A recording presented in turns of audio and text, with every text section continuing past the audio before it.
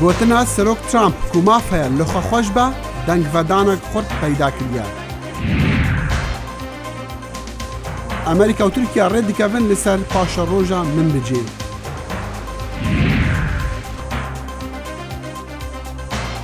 و خانمەکە 100 ساڵیا بۆری لە کوردستانê پێشتا ڕۆژیان دەگرا.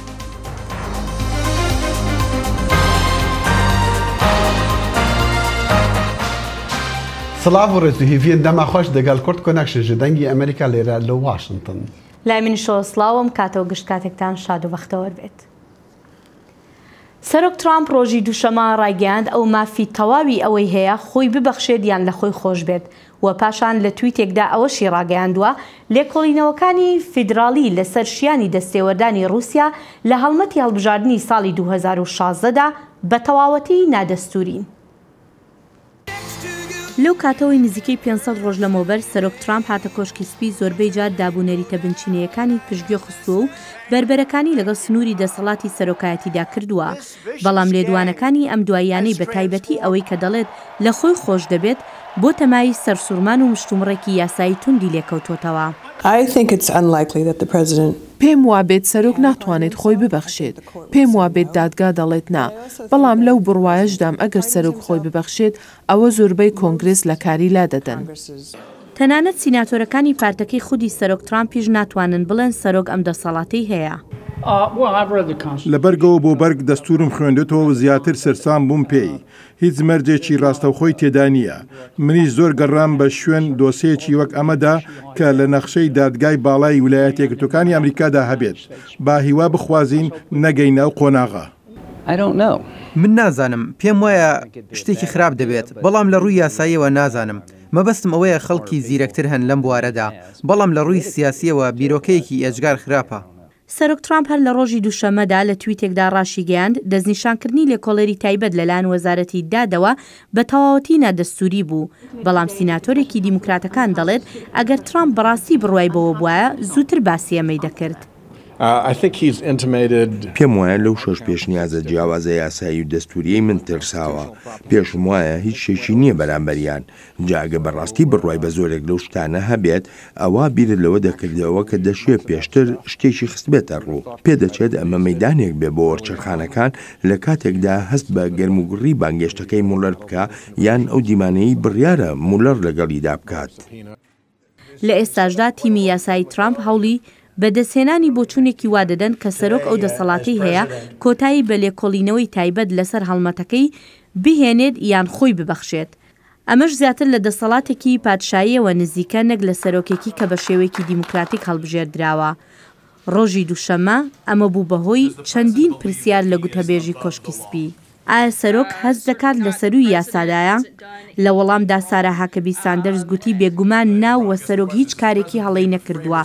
پەیامنێرێک قسەکانی پێبڕی و گوتی پرسیار لەوەدا نییە کە چی هەڵەی کردووە. پرسیارەکە ئەوەیە ئایا سەرۆک پێی وایە داڕێژەرانی دەستور سیستەمێکیان داناوە کە سەرۆک بتوانێت خۆی ببەخشێت کە سەرۆک لە سەرووی یاساوە بێت؟ بێگومان دەستور زۆر بەڕوونی یاسای داناوە و جارێکیتر سەرۆک هیچ کارێکی هەڵی نەکردووە. ئێمە زۆر هەست بە ئارامی دەکەین لەو بارەیەوە. پارێزەرەکانی ترامپ نامەیەکی دوورودرێژیان بۆ لێکۆڵەری تایبەت لە مانگی یەکدا ناردووە و لەم ڕۆژانە بڵاوکراوەتەوە تیایدا دەڵێن ناتوانرێت ناچار بکرێت بانگێشتی دادگا بکرێت بۆ گەواهیدان و دەڵێن بە دەرکردنی بەڕێوەبەری FBI کە ڕێبەرایەتی لێکۆڵینەوەکانی لەسەر دەستێوەردانی رووسیا لە هەڵبژاردنەکەدا دەکرد هیچ ڕێگریەکی لە دادپەروەری نەکردووە چونکە سەرۆک دەسەڵاتی ڕەهای هەیە بۆ هەڵوەشاندنەوەی لێکۆڵینەوەکە. وەزیری دەرڤای تورکی سەردانە ئەمریکا دەکە ji بۆ ڕێککەوتنê li ser paşa roja bajarê min bicî Bakurê Sûriya ew digel wezîrê derve yê Emerîkî li Wezareta Derve civiya û piştî civînê jî daxuyaniyek dan li heman demê jî jimareka çalakvanên Kurd li wir nerazîbûn nîşan dan. Encamê civîna wezîrê derveyê Amerîka Mike Pompeo bi wezîrê derveyê Tirkiya re Mevlûd Çavuşoglu ڕێککەوتن بوو لەسەر نەخشە ڕێکێکی ji بۆ çareserkirina paşa roja bajarê min bi cê Bakura Sûriya ku bûye egerê girjiyan di nêvera her du endamê NATO'da. Tirkiye dixwaza hêzên Kurdan yên Amerîka piştevaniyê li wan dike ji wî bajarî derkevin. Kurd dibêjin min bic arama û و حوجەی بە ئارتێشا تورکیا نینە. کۆمەڵەکە چالاکوانوان لە پێش وەزارەتە دەرڤەیە ئەمریکی ناڕازی بوون دەکرن لە هەمبەر جڤینا چاوشئۆگلۆ بە وەزیری دەرڤەیە ئەمریکی ڕا.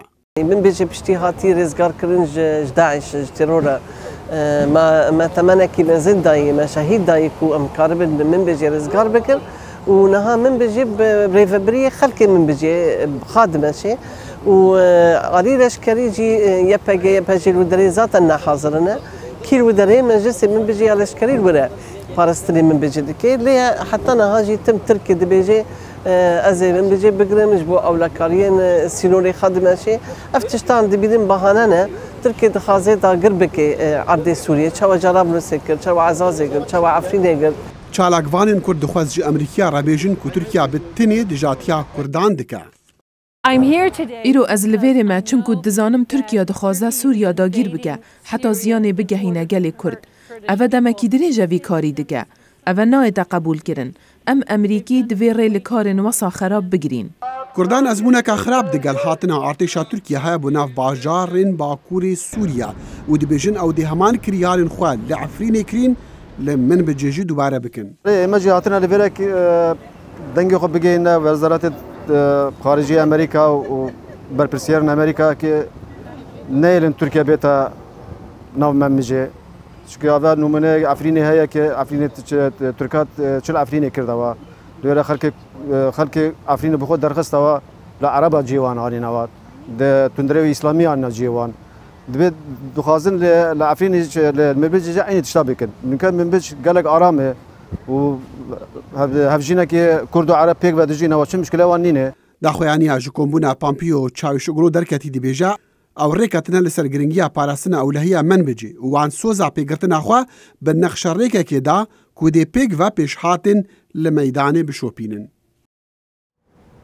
Yek ji xwepêşanderan li dijî civîna Pompeo Çavuşoglu duh li pêş Wezareta Derveya Emerîkî çalakvanê Kurd û endamê berê yê Parlemanê Sûriye Azad Kobani. Kak Azad gelkî bixêr hatî.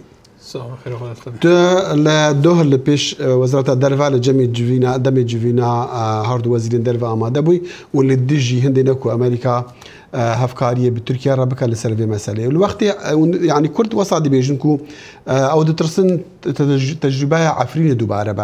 Wextê Emerîkî yanî wextê Tirkiye ketî Efrînê Amerîka digot em nelwirin yek û şerê Daeş jî nelwire. Loma çavê xwe jî digirt. Dibêjî niha hevkariyê bi Tirkiye re bikin ku bo Tirkiye bikeve bajarê min bicî? Çukur rewşa cuda ye? نکان بیجن سدیست که وقت عفرین ترکان بکویم مجیه لی گاونه نزدیکی وی کاری هنه تنه کرن که وقت ترکی گوت که عفرین که مفشش مهان دریش کر پروپاگاندا خو کر اردوغان همو اخافنه خو دجی امریکا و اروپا آشکاره دکر امریکا و اروپا تحالف دول کرکنه خو بیل کر ترکی او همو گروپ و افراد هان جبرت كجبر أمريكا رفاي داعش وغير داعش إجبار روسيا ورجيم سوريا رفاي النصرة وأحرار الشام أو تروري أو جي كاري خو فعلي خو تطرف إسلامي إنسان غير خو كافر من دكوجن أو جروبانا هم تك هم جروب تركي كوم كروني سر عفريني وكار سر عفريني كري وحضر يهرو كري نهاجي مها رمضان هند زي كشتون فرشين سر ملت عفرين تكرن وجيش تركي حاضرة أو كارا تكرن ملت كرد سوري حاسبينه إنه عالم شافي خسر عفرين قرد أو زرارة أو كمسنا احتمال ممجد رغم ممجد فرنسا وأمريكا هي وممجد رزقار بديجي ترور بدست كرد وعربان هيرو تركي خازة ورد كي باتفاق امريكا وامريكا ترى دوسين سربي تشتي بشي حقي امريكا دولتك تركي كنت ما حياخذ عرض سوري ده تم حياخذ تنبني كرد ده بر اتفاق دكي بر دوسين تشيكو دولتك حلف ناتو امريكا واوروبا لازم بسكنين كو تركي اليكاري ترور بكي لا تركي ولا سرخوكي سوري يعني بيجي سياسه امريكا نراستا امريكا واوروبا جي سياسات اخذ تجاه حمو دولت رجعتنا في كنت خدنا ترور نراستا امريكا واوروبا كان قطر وتركيا بيجن بسكنه وبسكنه اللي حضري هيرو او غوفانات صندنا او کاری ترور العراق و سوریه چه به به پری قطره و آلی کاری ترکیه هم عسكري تركي هم او جروب متطرف اسلامي احرار الشام داعش نصره سلطان مراد حمو فصائل كاري وان اي انساني مدني الهندر تركي حتى قالك دبيجن كاري وان سر عرضه حمول داره وقت داعش بس نبي خانه داعش امريكا اگر پشت خو به دوست خو ناتو تركيا گرم نکا و پشت خو بکی گرم بکل هریمی امریکا وقتی که پشت خو ناتو ترکا گرم بکی و غیر ترکا گرم بکی لازم بین دوست خو آلیکاری ترور نکن نه بین دوست خو ترور خورد بکن ورن سر انسان هیزن دموکراتیک و دخوازن ترور امریکا را کم بکن رجعت نافین و چاوا و چی بک حتا بنا بک يعني اون امریکا چه تخوازن يعني نه هفکاری نکوی چی بک چی دیگه امریکا و اروپا هم دخوازن که کانبن حد کی جتمع تركي عرض سوريا العراق دينن تركي هيرو تخوازه عرض خفره بك حتى هيرو جور 15 قواعد خل هريم كردستان والعراق شكرنا وقواعد خو هندر سوري شدكي وقاف شدكي قال لك مكتب سوري حتى هندر دبستان هذا آل تركيا وزمان تركي تاخوندن اوايا تكريدكي خوازه عرب وكرد وتركماني وركي خورد بك عرب وكردان اینها بکه و سنوری گیب خدا سگریده کمن داره او تم دخوازه سیاست خود کمن 5 کیلومتر هندری سوری ایویه و عراق ایویه بل دخوازه و سیاستی بدو منع دهان سال الورده لی اگر هات و امریکا هفکاری به ترکا راکر و ترکات من بجیوی تشيبه يعني باور کنوی تشيبه يعني هزي كرداوي باش بكفن وي تعدل هريمين كردا ببوي تشي يعني جماعون وسط دجن ام دخازن ويقرن يا خو ايش خو بيجين امريكا بيجي راي عالمي انه اف تركا افكار كل عفرين دبي افكارك وهر منطقه دين هين خورد به ام ناخذن تورو بورك دين تشي تركي كاري وقطر العفرين تورو بورك نشد كي جروبنا ترور خور كي خورد كي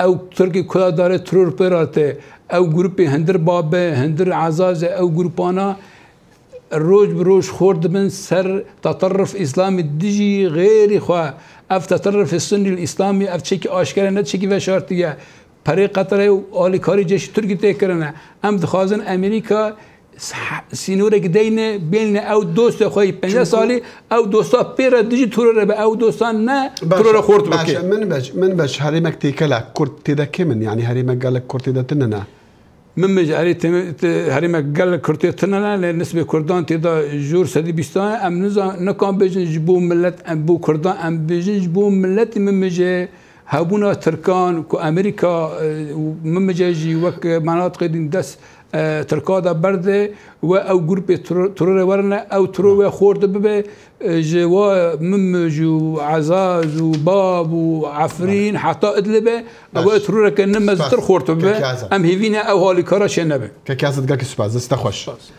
چالک بانی کردو اندام بری یه پارلمانی سوریه آزاد کوبانی به کرد کانکشن رابو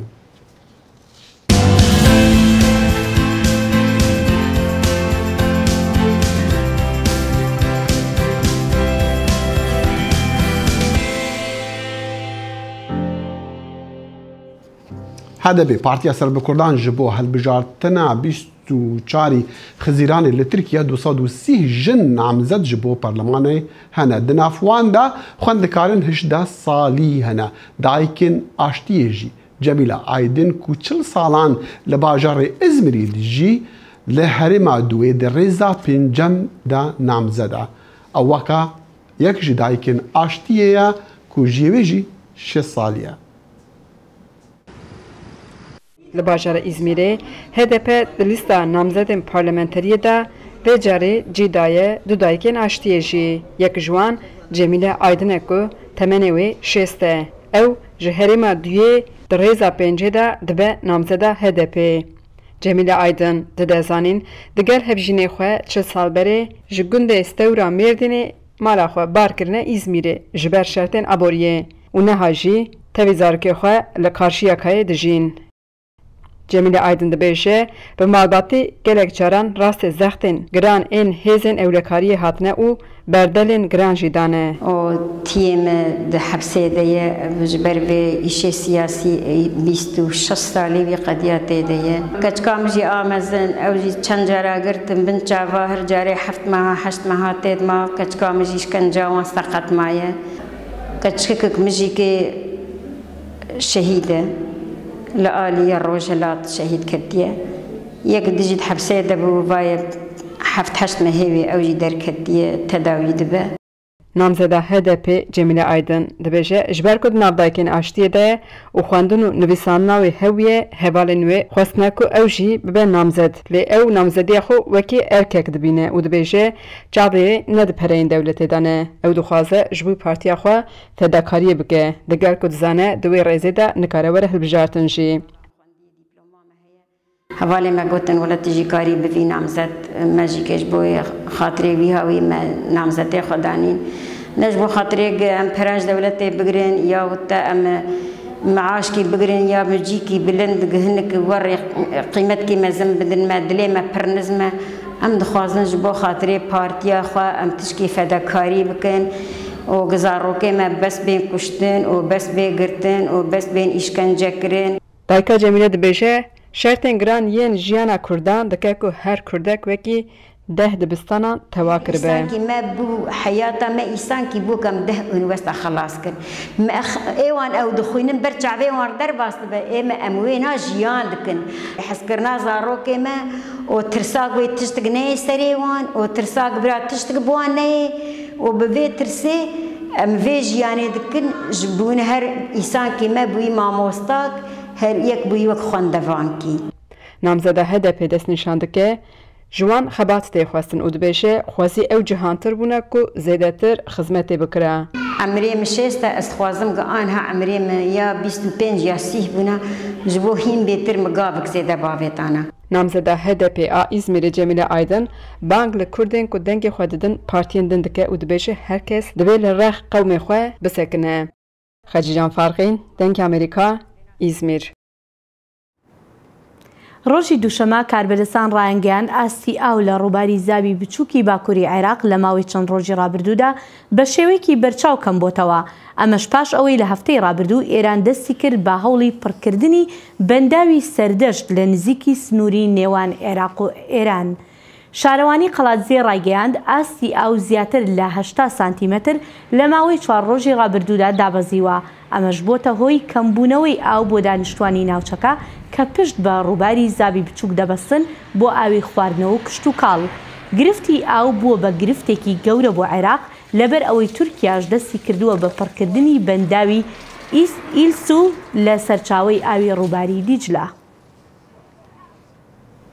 ئەم جار جاران چیرۆکین تاوانباران و مرۆڤکوژان دەبیهیسن دەما پەشیمان دەبن لێ چیرۆکە وان تاوانبارین ئەم نەها دەبیهیسی شێوەیەک نوهیە پەشیمانیا سەد ساڵیا 21ەیە. ئەم دوو دوژمنە سەرسەختە یەکێکیان توندڕەوێکی ئیسلامی پێشوو و ئەوی تریش کاربەدەستێکی پێشووی هەواڵگیری شاری نیویۆرکە پێکەوە کار دەکەن بۆ ڕێگەگرتن لە ڕادیکالبوونی گەنجە موسڵمانەکان. ئەمریکا دخوازە خاکاتە داگیر بکە دەست بسەر ژێدەرێتە بگرێت و خوشک و برایەتە بکوژە.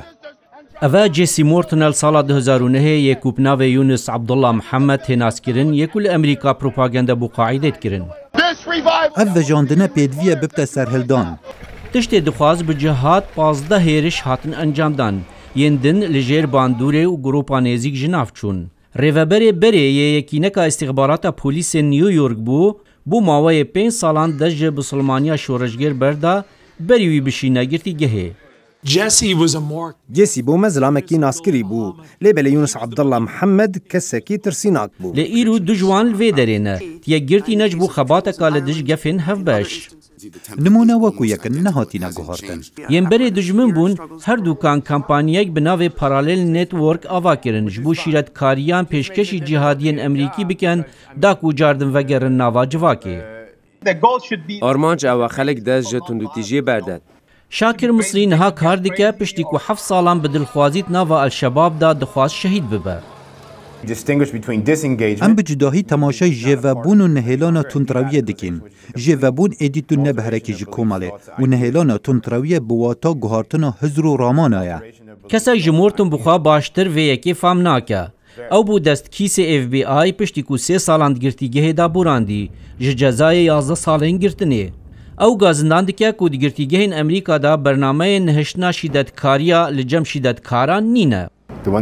Tiştê ji me kêm em karekî zor nakein. Mortin azad bû û karê ku kayînê kir û cezayê wî zêde bû. Dibêje hikûmet bi tena serê xwe nikarî şîdetkaran vegerînît nava civakê. Rêxistiyên tundrê dikarin bi şev û rojekê bêne guhartin. Paralel Network hat veguhastin ji bo fêrbûna ka çi tiştek nû heye. Yek ji wan Tanya Cuya ku tevî 4 zarokên xwe ji Sûriyê reviyaye û mêrê xûbcî hêlaye yê ku Emerîkiyekê endamekê Daişê asta herî bilind daye. Min nedişiyaz hizr û bîrên xwe derbirim. Cuya niha hevkariyê dike di Paralel Network da ji bo amadekirina cihadiyên berê bû nava civakê. Her duyên dijminên êk hevkariyê bi hev ra dikin, niha xebatê li dij wê şerratiyê dikin ya ku çend salan ew gihandbûn hev.